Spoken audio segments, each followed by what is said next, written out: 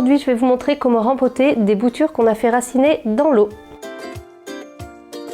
Lorsque vous placez une bouture dans l'eau, c'est-à-dire une tige fraîchement coupée sur une plante, vous allez voir apparaître des racines au bout de quelques jours pour les plantes les plus rapides et au bout de quelques semaines, voire quelques mois pour les plantes les plus lentes. À partir de là, faites preuve de patience et ne rempotez pas votre bouture trop tôt au risque de la voir dépérir. Voici deux petites boutures que j'ai placées dans l'eau il y a quelques semaines. Alors, on voit que les premières racines sont apparues, mais il n'y a qu'une seule racine par bouture et elle est bien trop courte pour envisager un rempotage tout de suite. Donc on va patienter et la laisser dans l'eau encore quelques semaines. Je vous montre maintenant une bouture qui a bien raciné. Regardez, on a plusieurs racines, elles sont d'une très bonne longueur.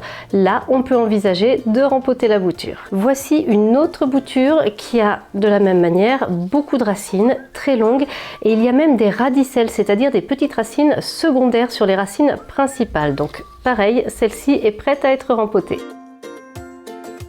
Pour effectuer un bon rempotage de bouture, choisissez un pot assez grand de manière à ce que les racines aient de la place pour se développer.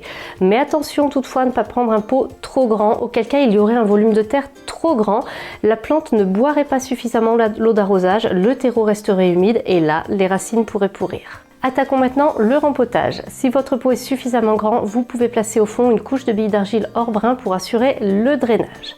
Ensuite, on va venir mettre une première couche de terreau.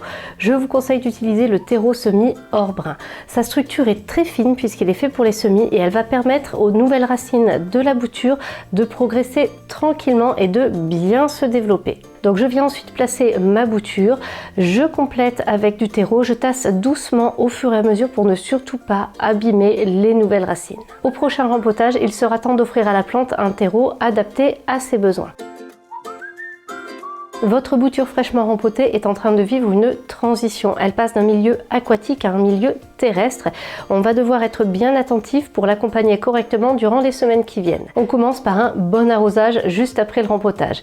Cela permet aux racines de bien adhérer au terreau semi hors brin et cela va permettre aussi à la plante de boire dans les jours qui viennent.